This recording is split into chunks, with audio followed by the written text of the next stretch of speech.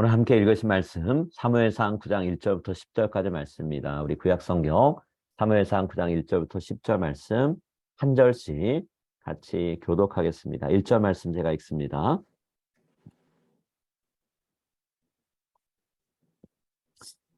베냐민 지파에 기스라 이름하는 유력한 사람이 있으니 그는 아비엘의 아들이요 스롤의 손자요 베고라스의 증손이요 아비야의 현손이며 베냐민 사람이더라. 기스에게 아들이 있으니 그의 이름은 사울이요 준수한 소년이라. 이스라엘 자손 중에 그보다 더 준수한 자가 없고 키는 모든 백성보다 어깨만큼 더 컸더라. 사울의 아버지 기스가 암나기들을 잃고 그의 아들 사울에게 이르되 너는 일어나 한 사환을 데리고 가서 암나기들을 찾으라 하매 그가 에브라임 산지와 달리사 땅으로 두루 다녀보았으나 찾지 못하고 사알림 땅으로 두루 다녀보았으나 그곳에는 볼 수 없고 베냐민 사람의 땅으로 두루 다녀보았으나 찾지 못하니라. 그들이 숲땅에 이를 때 사울이 함께 가던 사환에게 이르되 돌아가자 내 아버지께서 암나기 생각은 고사하고 우리를 위하여 걱정하실까 두려워하노라 하니 그가 대답하되 보소서 이 성읍에 하나님의 사람이 있는데 존경을 받는 사람이라. 그가 말한 것은 반드시 다 응하나니 그리로 가사이다. 그가 혹 우리가 갈 길을 가르쳤으니까 하나이다 하는지라. 사울이 그의 사환에게 이르되 우리가 가면 그 사람에게 무엇을 드리겠느냐 우리 주머니에 먹을 것이 다였으니 하나님의 사람에게 드릴 예물이 없도다 무엇이 있느냐 하니 사환이 사울에게 다시 대답하여 이르되 보소서 내 손에 은 안세기를 4분의 1이 있으니 하나님의 사람에게 드려 우리 길을 가르쳐 달라 하겠나이다 하더라. 옛적 이스라엘에 사람이 하나님께 가서 물으려면 말하기를 선견자에게로 가자 했으니 지금 선지자라 하는 자를 옛적에는 선견자라 일컬었더라. 사울이 그의 사원에게 이르되 내 말이 옳다 옳다 하고 그들이 하나님의 사람이 있는 성읍으로 가니라. 아멘. 오늘은 육적으로는 만점, 영적으로는 빵점이라는 제목으로 같이 말씀을 나눴으면 합니다. 여러분 같은 값이면 다홍치마라는 말이 있죠. 이 말은 같은 값의 물건이 있으면 그 중에 보기 좋은 것, 모양이 좋은 것을 고른다라는 말이에요. 여러분 마트 가서 사과나 배, 수박 같은 거 사시면 어떤 거 사세요? 일부러 상한 거 사시나요? 그러지 않으시죠? 색깔도 이쁘고 모양도 고운 것들을 주로 고르실 거예요. 자, 겉으로 보이는 것들, 겉으로 보기에 좋은 것들을 중시하는 마음을 나타내는 말이 같은 값이면 다홍치마라는 말인데요. 근데 겉보기에 좋은 거 샀다가 사과, 배, 수박 같은 것 칼로 잘라보니까 속이 상했거나 썩어 있는 걸 볼 때가 있죠. 겉보기랑 다를 때가 있어요. 그런 경험들 하면서 우리가 깨닫게 되는 게 하나 있는데요. 겉으로 보는 게 전부가 아니라는 걸 깨닫게 되죠. 오늘 본문 말씀에 이스라엘의 첫 번째 왕, 초대 왕으로 뽑힌 사울이 바로 그런 경우에 해당되는 사람이었어요. 여러분 사울 육체적으로, 겉으로, 외적으로 볼 때는요. 아주 훌륭한 사람이에요. 굉장히 훌륭한 그런 모습을 갖고 있었어요. 자, 1절과 2절에 사울이 육체적으로 볼 때는 매우 훌륭한 사람이라는 것을 나타내주는 내용이 있는데요. 제가 다시 한번 읽을게요. 베냐민 지파에 기스라 이름하는 유력한 사람이 있으니 그는 아비엘의 아들이요 스롤의 손자요 베고라스의 증손이요 아비야의 현손이며 베냐민 사람이라. 기스에게 아들이 있으니 그의 이름은 사울이요 준수한 소년이라. 이스라엘 자손 중에 그보다 더 준수한 자가 없고 키는 모든 백성보다 어깨 위만큼 더 컸더라. 자, 사울은 그 당시 사람들이 볼 때 훌륭한 집안의 자녀였어요. 본문에 사울의 아버지를 이야기하면서 유력한 사람이라 얘기하죠. 자, 유력한 사람. 히브리어로 깃보르 하일이라는 그런 단어인데요. 자, 유력하다는 말의 뜻이 뭘까요? 여러 가지 의미가 있어요. 부자란 뜻도 되고요. 권세 있는 사람이란 뜻도 되고 용맹한 전사란 뜻도 됩니다. 그리고 인격적으로 훌륭한 사람, 덕스러운 사람이란 뜻도 돼요. 자, 한마디로 얘기하면 이 이새의 아버지는 사울의 아버지는요. 돈과 권세가 있었던 그리고 사람들에게 존경받던 사람이란 뜻이에요. 자, 그런 가문 출신이 바로 사울이에요. 근데 집안만 좋았나요? 아니요. 사울은 외모도 좋았다라고 표현하고 있어요. 준수했다라는 말을 2번 얘기하고 있죠. 준수하다, 얼굴이 잘생겼다, 멋졌다는 얘기. 다른 사람과 비교했을 때 신체적인 조건이 좋았어요. 자, 얼굴만 잘생겼나요? 아니요. 키도 컸다 그랬어요. 다른 사람들과 나란히 서보면 얼굴 위로 목 하나 정도는 차이가 날 정도로 큰 사람이었습니다. 여러분 지금도 얼굴 잘생기고 키 큰 남자 있으면 사람들이 지나가다 보잖아요. 눈에 띄죠? 연예인 아무나 하나요? 키 크고 잘생긴 사람이에요. 요새는 한국 연예인들도 다 키가 커요. 웬만하면 키가 180cm는 훌쩍 넘더라고요. 자, 이런 사람들이 인기 있는 시대가 요즘 시대인데 사울 왕이 왕으로 뽑히던 시대에도 크게 다르지 않았다는 거예요. 자, 이렇게 유력한 집안의 사람이고 얼굴이 잘생겼고 키도 크고 덩치도 있는 사람이 앞장서서 전쟁터에서 싸운다. 그런 사람이 우리의 왕이다 생각하면 이스라엘 사람들이 얼마나 뿌듯하고 자랑스럽겠어요. 나는 그런 사람이 아니라 해도 나를 이끌어주는 내 나라의 왕이 그런 사람이다 그러면 왠지 자부심이 느껴질 수 있겠죠.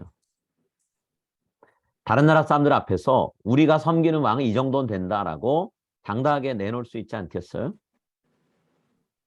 여러분 사울은 사람들이 볼 때 너무나 훌륭하고 갖춰진 게 많은 왕의 후보였어요. 이 정도면 왕이 되어도 되겠다라고 생각할 만한 사람이었다라는 거죠.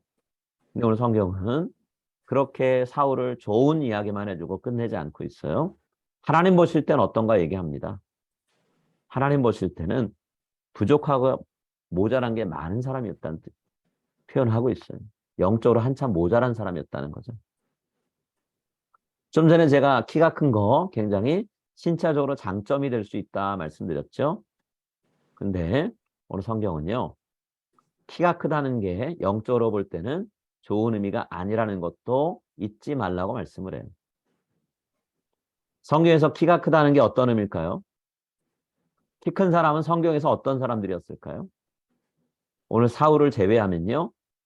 다 이스라엘 백성들을 괴롭혔던 이스라엘의 적이에요. 하나님이 미워하고 싫어하시는 사람들의 모습이 키 큰 사람들이었어요. 자, 어떤 사람들이 그랬을까요?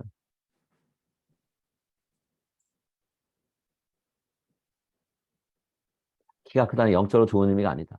왜 그럴까요? 이스라엘 백성이 원수를 나타낼 때 키가 크다고 했어요. 가나안 정탐꾼들이 가나안 땅에 들어갔다 오고 나서 그 땅에 대한 보고하죠. 뭐라고 얘기하나요? 그 땅에 있는 사람들은 키가 크고 덩치가 크다. 그래서 그 사람들은 우리가 이길 수 없다. 벌벌 떨면서 얘기했어요. 그런데 하나님은 정복해야 될 대상, 죽이거나 쫓아내야 될 대상이라고 얘기하면서 키 큰 그 백성들에 대한 이야기를 하셨어요. 나중에 사울이 왕이 되고 난 다음에 이스라엘 백성을 괴롭혔던 블레셋의 장수 골리앗 신체 조건 키가 컸습니다. 엄청 컸어요. 2m가 훌쩍 넘었어요. 그러니 사울 왕도 키가 크다는 게 결코 하나님 보실 때 좋은 의미가 아니에요. 영적으로 부족한 것이 많은 사람이라는 의미예요. 그렇다고 하면 하나님이 왜 이런 사람을 이스라엘 백성의 초대 왕으로 세우도록 허락하셨을까요? 하나님이 원해서 그렇게 하신 걸까요? 아니죠. 하나님은 왕을 세우는 것 자체를 탐탁하게 생각하지 않으셨어요. 그런데도 왕을 허락하셨고 키가 큰 사람을 허락하셨어요. 그 이유는 이스라엘 백성이 그토록 원하는 그런 사람을 왕으로 주셔서 그렇게 원하는 왕을 세웠을 때 이스라엘 백성들이 어떻게 살아가게 되는지를 몸소 체험하게 하시려고 그러는 거예요. 너희가 최고의 것이라고 생각하는 그 조건 다 맞춰줄 테니까 그 맞춰진 왕과 함께 살아봐라. 그랬을 때 그것이 옳은 선택이고 바른 길인지 너희가 스스로 판단해 보라는 거예요. 아무리 말해줘도 경고해도 깨닫지 못할 때는 몸으로 처절하게 경험하게 해줘야지만 깨닫게 되죠. 하나님 그것을 말씀하시는 거예요. 오늘 본문은요. 사울이 키가 크다. 그것이 성경에는 부정적인 의미였다. 자, 이것만 얘기하지 않습니다. 그랬기 때문에 사울이 부족한 사람이었다. 그렇게만 말하지 않아요. 그 외에도 사울이 이스라엘 백성을 하나님을 대신해서 이끌 만한 자질이 갖춰져 있는 사람이 아니다라는 것을 여러 다양한 방법으로 표현하고 있어요. 사울이 왜 영적으로 한참 모자란 사람일까요? 세 가지만 말씀드릴게요. 첫 번째, 사울은 목자의 자질을 갖고 있는 사람이 아니었어요. 3절과 4절 한번 우리 같이 한 목소리로 읽을까요? 사울의 아버지 기스가 기스가 암나기들을 잃고 그의 아들 사울에게 사울에게 이르되 이르되 너는 일어나 한 사환을 데리고 가서 암나기 암나기들을 찾으라 하매 네. 그가 에브라임 산지와 살리사 땅으로 두루 다녀 보았으나 찾지 못하고 사알림 땅으로 두루 다녀 보았으나 그곳에는 없었고 베냐민 사람의 땅으로 땅으로 두루 두루 다녀 다녀 보았으나 찾지 찾지 못하니라. 암나기들이 갑작스럽게 집을 나가 돌아오지 않았어요. 뭐 집을 나간 게 아니라 들판에 풀어놨는데 어디론가 가버리고 돌아오지 않은 걸 수도 있겠죠. 자, 사울의 아버지 기스가 중요한 재산인 암나기들 찾아오라고 사울을 보냈어요. 혼자 보내지 않고 사환, 종을 보냈죠. 사울은 종과 함께 베냐민 땅, 에브라임 땅 이곳저곳 샅샅이 살피면서 다녔어요. 그래서 잃어버린 암나기를 찾지 못했어요. 나중에 보니까 암나기들이 스스로 제 발로 집에 돌아왔다고 얘기하고 있어요. 스스로 제 발로 돌아올 수 있는 암나기를 사울과 그의 사환은 찾지 못했대요. 가능한 얘기일까요? 성경이 단순히 암나기가 꽁꽁 숨어서 사울이 암나기를 찾지 못했다 그 얘기를 하려는 걸까요? 아니에요. 사울이 자신의 양도 제대로 돌보지 못하고 찾지 못하는 그런 사람이다라는 것을 은연중에 나타내는 거죠. 여러분 성경의 참된 목자는 어떻게 하나요? 잃은 양을 기어코 가서 찾아서 어깨에 메고 돌아왔어요. 참 목자이신 예수님, 하나님은 그런 분입니다. 그러나 참 목자가 될 수 없는 사울은 겉으로 보기에는 모든 게 다 갖춰진 사람 같지만 자기 양 떼도 제대로 돌보지 못하는 잃은 양을 찾지 못하는 그런 사람이었다라는 것을 나타내고 있어요. 여러분 사울은 목자가 될 만한 온전한 자질을 갖지 못한 사람이었어요. 또 사울은 어떤 사람이었나요? 영적으로 무지한 사람이었어요. 온 이스라엘 백성과 종은 다 사무엘을 알고 있는데 사울은 알지 못했어요. 그저 암나기를 찾지 못하게 됐을 때 나를 걱정할 아버지가 있으니 내가 집으로 돌아가야 되겠다 그런 생각만 하죠. 사울이 영적으로 무지하고 사무엘을 알지 못하니까 어려운 일을 지금 당한 거잖아요. 나귀를 찾아가는데 찾지 못하잖아요. 그랬을 때 사울은요 집에 돌아갈 생각만 합니다. 하나님께 도움을 구할 생각을 하지 않고 있어요. 어려운 순간에 믿음의 사람은 하나님께 엎드리죠. 무릎 꿇습니다. 기도해요. 어려운 일 그거에 몰입해서 이거 어쩌나 라고 염려만 하지 않아요. 하나님 제가 지금 도저히 스스로 헤어날 수 없는 상황에 있습니다. 하나님 어떻게 하면 좋을까요? 하나님은 길을 아시죠? 답을 알고 계시죠? 무릎 꿇는 사람이에요. 여러분 잃어버린 암나기 찾지 못했을 때 사울은 염려만 했어요. 자기를 걱정하고 있을 아버지 생각만 했습니다. 집으로 돌아갈 생각만 했다라는 거예요. 인간적으로 내가 할 수 있는 노력 다 했으니까 이제 여기서 끝이라고 생각한 게 사울의 마음이었다라는 거예요. 더 이상은 길이 없겠구나라고 절망했다라는 거죠. 근데 사울과 함께 했던 사환, 종은 어떻게 했나요? 근처에 하나님의 사람이 있습니다. 그 사람에 가서 물어봅시다. 그 사람이 우리에게 어떻게 해야 될지 알려줄 겁니다라고 말하면서 사울을 설득하고 있습니다. 자, 6절 말씀 한번 같이 읽겠습니다. 그가 대답하되 보소서 이 성읍에 하나님의 사람이 있는데 존경을 받는 사람이라. 그가 말한 것은 반드시 다 응하나니 그리로 가사이다. 그가 혹 우리가 갈 길을 가르쳐 줄까 하나이다 하는지라. 여러분, 사울은 자기 종보다도 못한 영적인 상태에 있었어요. 자기 힘과 지혜는 의지했어요. 그래서 열심히 찾았어요. 그렇지만 하나님을 의지하고 살아갈 기본 자세는 갖춰져 있지 않은 사람이었다라는 거죠. 자, 이런 준비되지 못한 모습은요, 사울이 왕이 된 이후에 보인 행동들, 말들을 통해서 여실히 하나하나 드러나요.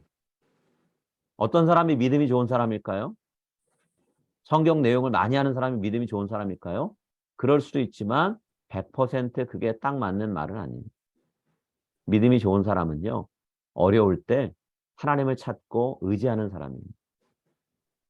어려운 상황에서 하나님 말씀을 붙들고 하나님을 신뢰하며 나가는 사람이 믿음이 좋은 사람이라는 거죠. 오늘 사울과는 다르게 저와 여러분이 하나님 앞에 어려운 순간마다 엎드리고 하나님을 찾을 수 있는 믿음 좋은 사람 되기를 간절히 바라고 소망합니다.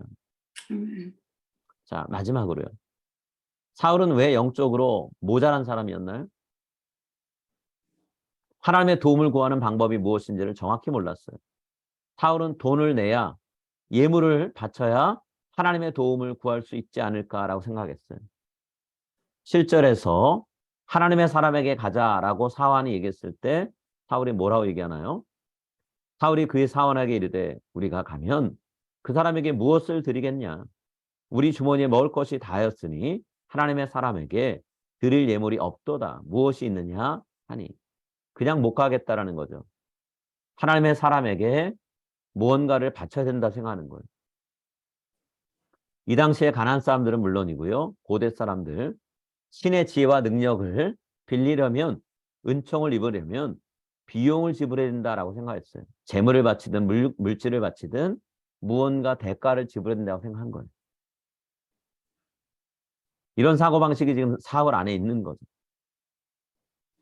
하나님이 선지자들을 통해서 말씀하시고 능력을 베푸시려면 우리가 먼저 그분께 마땅히 대가를 지불해야 된다고 생각하는 거예요.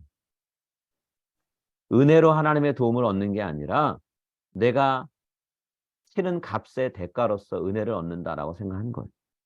여러분, 하나님은 선지자들에게 뇌물 받지 말라, 대가 지불을 기대하지 말라라고 말씀하셨어요. 내가 너희에게 주는 것은 거저 준 것이니까 다 거저 주어라 말씀하셨죠. 여러분, 하나님의 능력과 지혜는 우리가 돈으로 살 수 있는 게 아니잖아요. 하나님 의지하고 하나님의 뜻을 구하는, 하나님께 무릎 꿇고 귀 기울이는 사람들에게 허락되는 선물이죠. 대가를 지불하지 않아도 받을 수 있는 것이기 때문에 우리는 그 선물을 은혜라고 부르는 거예요. 사울은 하나님의 은혜를 받을 준비가 안 돼 있는 사람이에요. 겉으로 볼 땐 너무 훌륭하죠. 키도 큽니다. 잘생겼어요. 든든한 가문의 배경을 갖고 있는 사람이에요. 요즘으로 얘기하면 최고의 신랑감 될 수는 있습니다. 그러나 하나님이 세워 기뻐하실 만한 지도자는 될 수 없는 사람이었어요. 앞으로 이런 왕을 모시고 살아갈 이스라엘 백성들, 그들의 삶이 어떨지 여러분 상상되세요? 영적으로 한참 모자란 사람이 이끄는 하나님 백성의 삶이 얼마나 처절하고 아플지 생각되시나요? 이 말씀을 우리의 삶의 자리를 갖고 와서 우리가 적용해 봤으면 좋겠는데요. 자, 사울은 왕이었어요. 지도자였어요. 우리 교회를 이끌어갈 목회자를 청빙할 때 교회에 섬기는 일꾼인 장로, 집사, 권사, 부서장, 부역장을 우리가 세울 때 우리는 무엇을 제일 먼저 보나요? 그분이 얼마나 사회적으로 뛰어난 능력을 갖고 지금까지 일해왔나 이거 보시나요? 그 사람은 물질적으로 어려움이 없는 사람인가? 배운 것이 많은 사람인가? 뭐 이런 거 보시나요?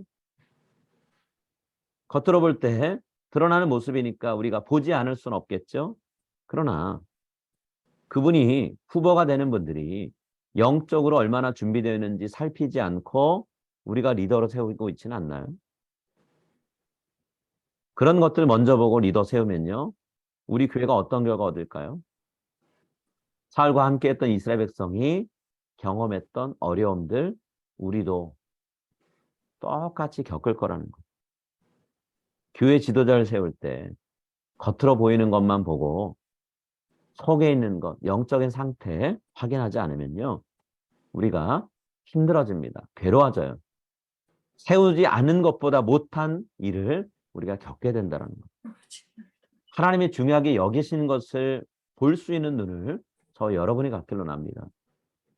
성도가 하나님의 마음을 품고 살아가야 성도를 이끌기 위해서 하나님이 세우시는 지도자를 바로 보고 세울 수 있는 거예요. 하나님이 알아서 세워주세요. 굉장히 무책임한 말이에요. 우리는 하나님의 마음을 품고 교회 지도자, 목회자, 리더들을 세울 수 있어야 돼요. 하나님은 어떤 거 보신다 그랬나요? 우리 사무엘상 16장 7절 말씀 같이 읽겠습니다. 여호와께서 사무엘에게 이르시되 그의 용모와 키를 보지 말라. 내가 이미 그를 버렸노라.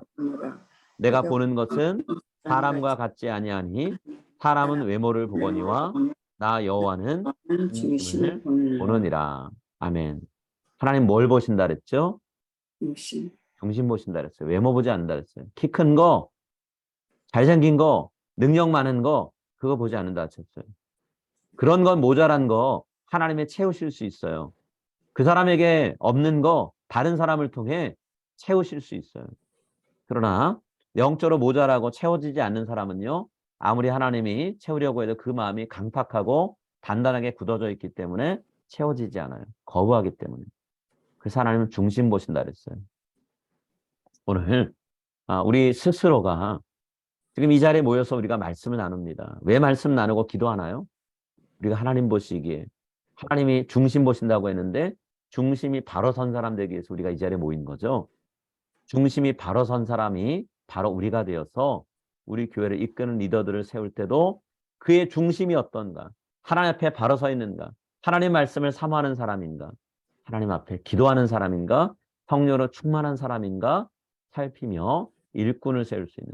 그래서 교회 공동체가 지도자들 때문에 어려워지는 게 아니라 지도자들로 인해서 더욱더 건강하고 아름답게 세워지는 우리 올바니 하는 장로교회 공동체 될 수 있기를 간절히 바라고 기도합니다. 아멘. 우리 함께 같이 기도하겠습니다.